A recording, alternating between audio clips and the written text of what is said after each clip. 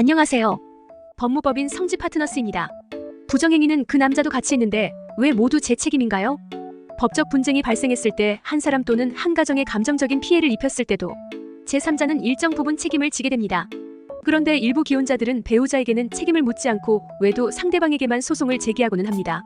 이에 이혼에 방어하고 싶은 배우자들은 외도 사실을 솔직히 고백하고 배우자에게 소송에서 유리한 증거를 직접 제공하기도 합니다. 그 결과 피고로 지목된 분들은 상간이 자료로 1천만 원에서 3천만 원 정도의 손해배상금을 지급하는 상황에 놓이기도 합니다.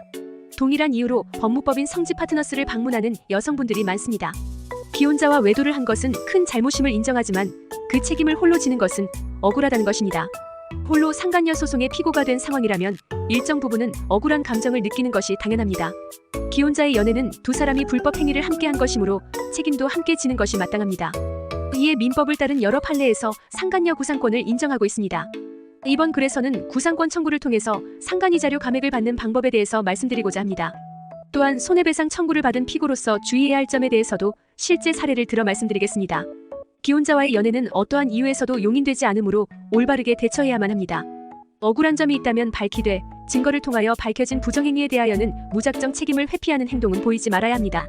부정행위가 밝혀진 후 피고의 태도도 상간녀 위자료 산정 시 영향을 줄 수 있습니다. 민법에 명시된 구상권은 연대 채무자의 1인이 채무, 손해배상 등의 내용을 변제한 경우 주된 다른 채무자에게 권리를 가지게 되는 것을 말합니다. 민법 제425조에 명시된 바에 따르면 연대 채무자가 변제 기타 자기의 출제로 공동면책이 된 때에는 다른 연대 채무자의 부담 부분에 대하여 구상권을 행사할 수 있는데요. 이에 따르면 상간녀 구상권은 연애 상대인 기혼자에게 행사할 수 있습니다. 상간이자료 금액을 원고에게 전액 지급하였을 시 지급한 금액의 대략 50%는 민사소송을 제기하여 기혼자에게 청구할 수 있습니다. 상간녀 구상권 청구로 위자료 감액이 가능한 이유는 기혼자와 피고는 공동 불법 행위자로서 책임을 같이 지기 때문입니다. 민법 제760조에 명시된 바에 따르면 공동 불법 행위자는 연대하여 그 손해를 배상할 책임이 있다고 봅니다. 다음으로 법무법인 성지 파트너스에서 조력한 실제 사건을 각색하여 말씀드리겠습니다. 상간이자료 감액 결정된 사례. 의뢰인 C씨는 P씨가 기혼자라는 사실을 알면서도 성관계를 가지는 등의 부정행위를 하였습니다. 이에 P씨의 배우자인 O씨가 C씨를 상대로 하여 손해배상을 청구하였습니다. C씨는 혼인 파탄의 책임을 홀로 지게 되는 것은 억울하여 법무법인 성지 파트너스를 방문하였습니다.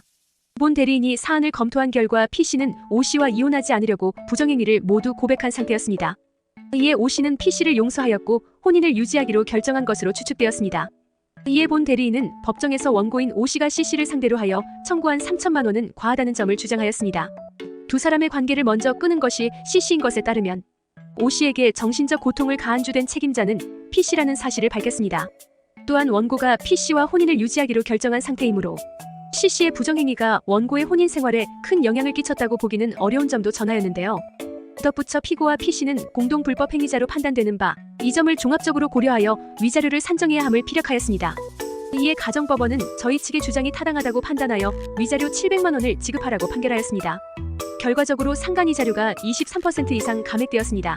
구상권 청구 시 주의사항. 민법에 명시된 권리이지만 상간녀 구상권 청구 시 기각 결정을 받을 수도 있음을 주의하여야 합니다. 구상금 금액이 적절하지 않거나 소멸시효가 도구하면 청구할 수 없습니다. 또한 상대의 배우자인 원고가 청구한 손해배상 소송에서도 잘못 대응하면 위자료 금액이 상당히 높아질 수 있습니다.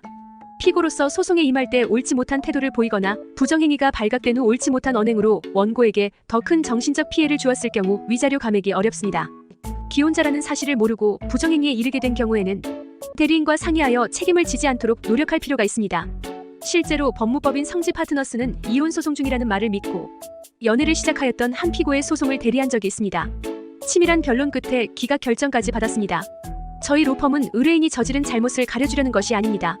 실무적으로 가사소송은 한쪽에만 100%의 잘못이 있다고 보기 어려운 경우가 상당하기 때문에 옳은 결정이 내려지도록 도와드리는 것입니다. 부정행위에 대한 과하지 않은 적절한 책임은 어느 정도인가에 대하여 고민을 해보십시오.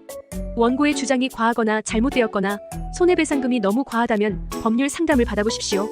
이상 법무법인 성지 파트너스였습니다. 감사합니다.